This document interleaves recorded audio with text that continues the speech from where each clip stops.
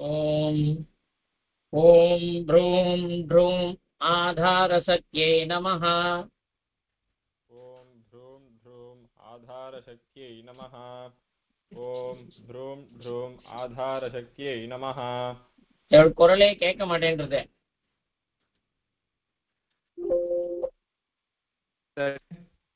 இப்ப சொல்லு. ॐ भ्रूं भ्रूं आधारशक्त्यै नमः। ॐ भ्रूं भ्रूं आधार्यै नमः। ॐ क्रूं कूर्मकालाग्नये नमः। ॐ क्रूं कूर्मकालाग्ने नमः। ॐ क्रूं कूर्मकालाग्ने नमः। ॐ अनन्ताय नमः। ॐ अनन्ताय नमः। ॐ अनन्ताय नमः। ॐ धम्धरण्यै नमः। ॐ धम्धरण्यै नमः। ॐ धम्धरण्यै नमः। ॐ धम्धर्माय नमः। ॐ धम्धर्माय नमः। ॐ धम्धर्माय नमः। ॐ ज्ञानाय नमः। ॐ ज्ञानाय नमः। ॐ ज्ञानाय नमः। ॐ वैराग्याय नमः। ॐ वैराग्याय नमः। ॐ वैराग्याय नमः। ॐ ऐश्वर्याय नमः। ॐ ऐश्वर्याय नमः। ॐ ऐश्वर्याय नमः। ॐ अधर्माय नमः। ॐ अधर्माय नमः। ॐ अधर्माय नमः। ॐ अज्ञानाय नमः। ॐ अज्ञानाय नमः। ॐ अज्ञानाय नमः। ॐ अवैराग्याय नमः। ॐ अवैराग्याय नमः। ॐ अवैराग्याय नमः। ॐ अनैश्वर्याय नमः। ॐ अनैश्वर्याय नमः। ॐ अनैश्वर्याय नमः। ॐ सदाशिवाय नमः। ॐ सदाशिवाय नमः। ॐ सदाशिवाय नमः। ॐ ऋमृचे नमः। ॐ ऋमृचे नमः। ॐ ऋमृचे नमः। ॐ यजुषे नमः। ॐ यजुषे नमः। ॐ यजुषे नमः। ॐ साम्ने नमः। ॐ साम्ने नमः। ॐ साम्ने नमः। ॐ अथर्वणाय नमः। ॐ अथर्वणाय नमः। ॐ अथर्वणाय नमः। ॐ भौतिकहङ्काराय नमः। ॐ भौतिकहङ्काराय नमः। ॐ भौतिकहङ्काराय नमः। ॐ तैजसहङ्काराय नमः। ॐ तैजसहङ्काराय नमः। ॐ तैजसहङ्काराय नमः। ॐ वैहारिकाहङ्काराय नमः। ॐ वैकारिकहङ्काराय नमः। ॐ वैकारिकाहङ्काराय नमः। ॐ संसत्त्वाय नमः। ॐ संसत्त्वाय नमः। ॐ संसत्त्वाय नमः। ॐ रजसे नमः। ॐ रजसे नमः। ॐ रजसे नमः। ॐ तमसे नमः। ॐ तमसे नमः। ॐ तमसे नमः। ॐ महीतोय तेजो मारुत। ॐ महीतोय तेजो मारुत। ॐ महीतोय तेजो मारुत। व्योमात्मने हुंफटे। व्योमात्मने हुंफट। व्योमात्मने हुंफट। ॐ मम जीवात्मने नमः। ॐ मम जीवात्मने नमः। ॐ मम जीवात्मने नमः। ॐ ब्रह्मग्निमण्डलाय नमः। ॐ ब्रह्मग्निमण्डलाय नमः। ॐ ब्रह्मग्निमण्डलाय नमः। ॐ सोममण्डलाय नमः। ॐ सोममण्डलाय नमः। ॐ सोममण्डलाय नमः। ॐ सूर्यमण्डलाय नमः। ॐ सूर्यमण्डलाय नमः। ॐ सूर्यमण्डलाय नमः। ॐ पद्माय नमः। ॐ पद्माय नमः। ॐ पद्माय नमः। ॐ खं ब्रह्मणे नमः। ॐ खं ब्रह्मणे नमः। ॐ खं ब्रह्मणे नमः। ॐ विष्णवे नमः। ॐ विष्णवे नमः। ॐ विष्णवे नमः। ॐ ईशानाय नमः। ॐ ईशानाय नमः। ॐ ईशानाय नमः। ॐ सनत्कुमाराय नमः। ॐ सनत्कुमाराय नमः। ॐ सनत्कुमाराय नमः। ॐ सनकाय नमः। ॐ शनकाय नमः।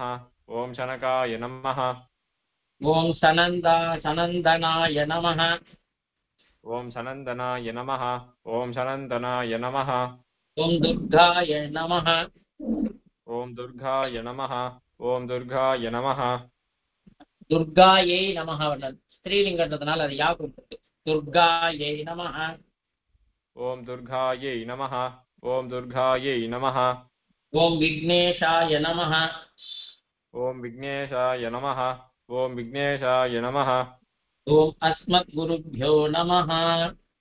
ॐ अस्मद्गुरुभ्यो नमः। ॐ अस्मद्गुरुभ्यो नमः। இப்போ ஆம், ஸ்ரீதேவிக்கு பூமி தேவிக்கு அதே பீட்டார்ச்சனை இங்க. ஓம் அம் அனந்தாய நமः. ॐ अनन्ताय नमः। ॐ अनन्ताय नमः। ஓம் தம்தரண்யை நமः. ॐ धम्धरण्यै नमः। ॐ धम्धरण्यै नमः। ஓம் தம்தர்மாய நமः. ॐ धम्धर्माय नमः। ॐ धम्धर्माय नमः। ஓம் ஞானாய நமः. ॐ ज्ञानाय नमः। ॐ ज्ञानाय नमः। ஓம் வைம் வைராग्याय நமः. ॐ वैं वैराग्याय नमः। ॐ वैं वैराग्याय नमः। ஓம் ஐம் ஐஸ்வர்யாய நமः. ॐ ऐं ऐश्वर्याय नमः। ॐ ऐं ऐश्वर्याय नमः। ஓம் அம் அஜ்ஞானாய நமः. ॐ अज्ञानाय नमः। ॐ अज्ञानाय नमः। ஓம் பிரம்மக்னிமண்டலாய நமः. ॐ ब्रह्मग्निमण्डलाय नमः। ॐ ब्रह्मग्निमण्डलाय नमः। ஓம் சோம் சோமமண்டலாய நமः. ॐ सों सोममण्डलाय नमः। ॐ सों सोममण्डलाय नमः। ஓம் அஸ்மத்குருभ्यो நமः. ॐ अस्मद्गुरुभ्यो नमः। ॐ अस्मद्गुरुभ्यो नमः। இப்ப இன்னொன்னும் பிரதான மூர்த்தி உற்சவர்கள்லாம் இருக்கா இல்லையா, அந்த பிரதான மூர்த்தி இல்லாத மீதி மூர்த்திகள் இருந்தாக்கா அவளுக்கெல்லாம் இந்த முதல்ல சொல்லக்கூடியதானது ஒன்னா வரும். தர்மாய ஞானாய வைராகிய ஐஸ்வர்யாய. அதுக்கு அடுத்தது அதர்மாய அஜ்ஞானாய அவைராகிய அனைஸ்வர்யாய. இது மாறும். ஓம் தம் தர்மாய நமः. ॐ धर्माय नमः। ॐ धर्माय नमः। ஓம் ஞானாய நமः. ॐ ज्ञानाय नमः। ॐ ज्ञानाय नमः। ஓம் வைராகியாய நமः. ॐ वैं वैराग्याय नमः। ॐ वैं वैराग्याय नमः। ஓம் ஐஸ்வர்யாய நமः. ॐ ऐं ऐश्वर्याय नमः। ॐ ऐं ऐश्वर्याय नमः। ஓம் அம் அதர்மாய நமः. ॐ अधर्माय नमः। ॐ अधर्माय नमः। ஓம் அம் அஜ்ஞானாய நமः. ॐ अज्ञानाय नमः। ॐ अज्ञानाय नमः। ஓம் அம் அவைராகியாய நமः. ॐ अवैराग्याय नमः। ॐ अवैराग्याय नमः। ஓம் அம் அனைஸ்வர்யாய நமः. ॐ अनैश्वर्याय नमः। ॐ अनैश्वर्याय नमः। ஓம் சம் சதாசிவாய நமः. ॐ शं सदाशिवाय नमः। ॐ शं सदाशिवाय नमः। ஓம் கம் பிரம்மணே நமः. ॐ कं ब्रह्मणे नमः। ॐ कं ब्रह्मणे नमः। இதெல்லாமே மூலவர் பீட்டார்ச்சனை. பெருமாளுக்கு உபயநாச்சிமார் இருந்தா உபயநாச்சிமாருக்கு, அப்புறம் இதர மூலமூர்த்திகள் இருக்கு இல்லையா, பிரதான மூர்த்தி இல்லாத இதர மூர்த்திகள் என்னென்ன ஏழை பண்ணிருக்குமோ அவளுக்கெல்லாம் வச்சு இந்த பீட்டார்ச்சனை பார்க்கணும். இப்ப அதே மாதிரி உற்சவருக்கு இதே மாதிரிதான் பீட்டார்ச்சனைகள். மூலவருக்கு என்ன பண்ணமோ அதே தான் உற்சவர்களுக்கு எல்லாத்துக்கும் பண்ணணும். இப்ப மூலவரிடத்துல இருந்து அடுத்தது உற்சவர் திருவாராதனத்துக்கு உற்சவர் எடுத்து ஆவாகனம் பண்றது இல்லையா, அது அடுத்தது ஆவாகனம். ஆவாகயாமி லக்ஷ்மீசம். आवाहयामि लक्ष्मीचं। आवाहयामि लक्ष्मीचं। பரமாத்மானமவ்யயம். परमात्मानमव्ययम्। परमात्मानमव्ययम्। ஆதிஷ்டதாமிமாं மூர்த்தி. आतिष्ठतामिमां मूर्ति। आतिष्ठतामिमां मूर्ति। மதனுக்கிரக காம்யய. मदनुग्रहकाम्यया मदनुग्रहकाम्यया स्वागतं भगवते स्वागतं भगवते स्वागतं भगवते அப்படின்னு பெருமாளுக்கு உற்சவரிடத்துல சுவாகத முத்திரை, பிரதிமா முத்திரை, ஞாச முத்திரை எல்லாம் சமர்ப்பிக்க வேண்டியது. அடுத்தது அர்ச்சத பிரார்ச்சதா. अर्चत प्रार्चता अर्चत प्रार्चता பிரியமே தாசோ அர்ச்சதா. प्रियमे दासो अर्चता प्रियमे दासो अर्चता அர்ச்சந்த புத்திரகாः अर्चन्त पुत्रकाः உத புனர்நதிஷ்மன் அர்ச்சன. அர்ச்சதை அதை பிரித்து சொல்லட்டுமா? உத உத புனः उद पुनः நதிஷ்வர்ச்சத. नतिष्वन्नर्चत பெருமாளுக்கு புஷ்பத்தை சமர்ப்பிக்க வேண்டியது. அதே மாதிரி இது உற்சவருக்கு பெருமாளுக்கு. அதே மாதிரி உபய நாச்சிமார் உற்சவ மூர்த்திகள் இருக்கு இல்லையா? உபய நாச்சிமாருக்கு மூலவரிடத்திலே உபய நாச்சிமார் இருந்தால் ஸ்ரீதேவி இடத்திலிருந்து மகாலட்சுமி இடத்திலிருந்து உற்சவருக்கு அதே மாதிரி மகாலட்சுமி ஸ்ரீதேவிக்கு ஆவாகனம் பண்ண வேண்டியது. அதே மாதிரி பூமி பிராட்டிக்கு இந்த பக்கம் இருந்தா உபய நாச்சிமார் இருந்தா ஆவாகனம் பண்ண வேண்டியது. அப்படி இல்லை அப்படின்ற பட்சத்துல பெருமாள் மூலவரிடத்திலேயே இருக்கக்கூடியதான இது என்ன மகாலட்சுமி திருமார்பு லட்சுமி இருக்கா இல்லையா? அங்கேருந்து இந்த ரெண்டு உபய நாச்சிமாருக்கும் ஆவாகனம் பண்ண வேண்டியது. அது மகாலட்சுமி தான். பூமி ஸ்ரீதேவிக்கு முதல்ல, பூமி பிராட்டிக்கு ரெண்டாவது.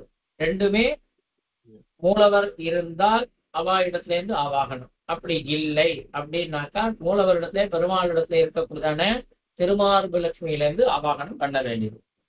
இப்போ ஸ்ரீதேவி ஓம் ஸ்ரீம் ஸ்ரீயை நமஹ. ஓம் ஸ்ரீம் ஸ்ரீயை நமஹ. ஓம் ஸ்ரீம் ஸ்ரீயை நமஹ. அதே அந்த மந்திரத்தை சொல்லி ஸ்வாகதம், சிருஷ்டி முத்திரை, ஸ்வாகத முத்திரை, ஆவாகனம் எல்லாத்தையுமே பிரதிமா முத்திரை நம்ம ஞாசம் காண்பிக்கிறோம் இல்லையா?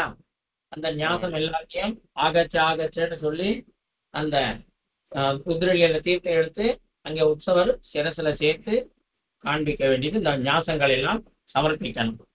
ஓம் ஷாம் ஸ்ரீம் ஸ்ரூம். ஓம் ஸ்ராம் ஸ்ரீம் ஸ்ரூம். ஓம் ஸ்ராம் ஸ்ரீம் ஸ்ரூம். ஸ்ரைம் ஸ்ரௌம் ஸ்ரஹா. ஸ்ரைம் ஸ்ரௌம் ஸ்ரஹா. ஸ்ரைம் ஸ்ரௌம் ஸ்ரஹா. அப்படி இது ஷடங்கன்யாசம். இது ஷடங்கன்யாசஹ. இது ஷடங்கன்யாசஹ. இது ஷடங்கன்யாசஹ. அதே மாதிரி பூமி பிராட்டிக்கு ஓம் பூம் பூம் ஏய் நமஹ. ஓம் பூம் பூம்யை நமஹ. ஓம் பூம் பூம்யை நமஹ. ஓம் பாம் பீம் பூம். ஓம் பாம் பீம் பூம். ஓம் பாம் பீம் பூம். வைம் பௌம் பஹ இதி ஷடங்கன்யாசஹ.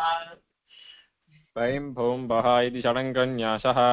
வைம் பூம் பஹ இது ஷடங்கன்யாசஹ. அப்படின்னு ஞாசங்கள் சமர்ப்பிக்க வேண்டியது. இது உற்சவர் உபய நாச்சிமாருக்கு. அதே மாதிரி உங்களுக்கு சில ஒரு பெருமாள் இருப்பார். ரெண்டு உற்சவரே 2 பேர் இருப்பா. பஞ்ச பேரர் இருப்பா. தியாக பேரல், பலி பேரல் எல்லாம் இருக்கு இல்லையா? இப்ப அதே மாதிரி இருக்கிறது அவருக்கு இதே மாதிரி பீட்டார்ச்சனைகள் எல்லாம் பண்ண வேண்டியது. இல்லை ஒரே உற்சவர் தான் இருக்குன்னா இதோட அந்த உற்சவரோட நிறுத்திக்கலாம். அங்க இருக்கக்கூடியதான பிம்பங்களுக்கு ஏற்ற மாதிரி. அடுத்தது எல்லா பெருமாளுக்கும் இந்த பீட்டார்ச்சனை முடிஞ்சதுக்கு அப்புறம் எல்லா பெருமாளுக்கும் புஷ்பம் மூலவர் இடத்துல ஆரம்பிச்சு உற்சவர் பரியந்தம் எல்லா பெருமாளுக்கும் புஷ்பத்தால திருவடியில சேர்க்க வேண்டியது. அதுக்குதான் சபர்யாசனம் அப்படின்னு பேரு. விபோ சகல லோகேஷ. விபோ சகல லோகேஷ. விபோ சகல லோகேஷ. விஷ்ணு ஜிஷ்ணு பிரபோ ஹரே. விஷ்ணு ஜிஷ்ணு பிரபோ ஹரே. விஷ்ணு ஜிஷ்ணு பிரபோ ஹரே. சுவாமி பக்தியா பூஜயாம் யத்ய. स्वामी भक्त्या पूजयाम यत्य. स्वामी भक्त्या पूजयाम यत्य. भोगैरर्घ्यादिभिः क्रमात्. भोगै भोगैरर्घ्या भोगैरर्घ्यादिभिः क्रमात् भोगैः भोगैः भोगैः अर्घ्यादिभिः अर्घ्यादिभिः अर्घ्यादिभिः क्रमात् क्रमात् क्रमात् अर्घ्यादिभिः क्रमाத்னா अर्घ्यपाद्य ஆச்சமனீயம். அதே மாதிரி மேற்கொண்டு ஸ்நானாசனம் இருக்கு, ஸ்நானியம் இருக்கு, மதுபர்க்கம் இருக்கு, மாத்ராதானம் இருக்கு, யாத்ராதானம், இப்படி எல்லாம் இருக்கு இல்லையா? ஒண்ணு அதனால்தான் ஆதிபி கிரமாத்துன்னு கிரம பதத்தினாலே போட்டிருக்காரு. விபோ சகல லோகேஷ விஷ்ணு ஜிஷ்ணு பிரபு கரே சுவாமி பக்தியா பூஜையாம் யத்ய போகை ரத்யாதிபி கிரமாத் அப்படின்னு பெருமாளத்துல பிரார்த்திச்சுட்டு எல்லா பெருமாளுடைய திருவடியிலையும் புஷ்பத்தை சேர்க்க வேண்டியது. அடுத்தது அர்க்யம். இப்ப கீழே என்ன சொன்னா? போகை அர்க்யாதிபி கிரமாத்தினா முதல்ல அர்க்யத்துல இருந்து ஆரம்பிக்கிறது. அது அர்க்யத்துக்கு முதல்ல சொல்றது காரிக்க. திவ்யேனார்க்யோபசாரேன दिव्येनार्घ्योपचारेण दिव्योनार्घ्योपचार्येण திவ்யேன அர்க்யோபசாரேன திவ்யேன அர்க்யோபசாரேன दिव्येनार्घ्योपचारेण दिव्येनार्घ्योपचारेण यथाशक्ति यथाविधि यथाशक्ति यथाविधि यथाशक्ति यथाविधि अर्चयिष्यामि समये अर्चयिष्यामि समये अर्चयिष्यामि समये भगवन्तं जनार्दनं भगवन्तं जनार्दनं भगवन्तं जनार्दनं.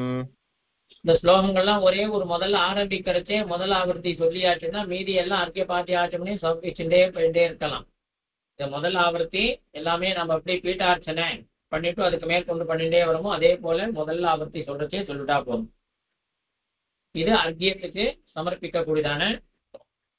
அடுத்தது திவ்யோபாத்யோபசாரேன दिव्योपाध्योपचारेण दिव्योपाध्योपचारेण यथाशक्ति यथाविधि यथाशक्ति यथाविधि यथाशक्ति यथाविधि अर्चयिष्यामि समये अर्चयिष्यामि समये अर्चयिष्यामि समये भगवन्तं जनार्दनं भगवन्तं जनार्दनं भगवन्तं जनार्दनं दिव्येनाचमनीयेन दिव्येनाचमनीयेन दिव्येनाचमनीयेन यथाशक्ति यथाविधि यथाशक्ति यथाविधि यथाशक्ति यथाविधि अर्चयिष्यामि समये अर्चयिष्यामि समये अर्चयिष्यामि समये भगवन्तं जनार्दनं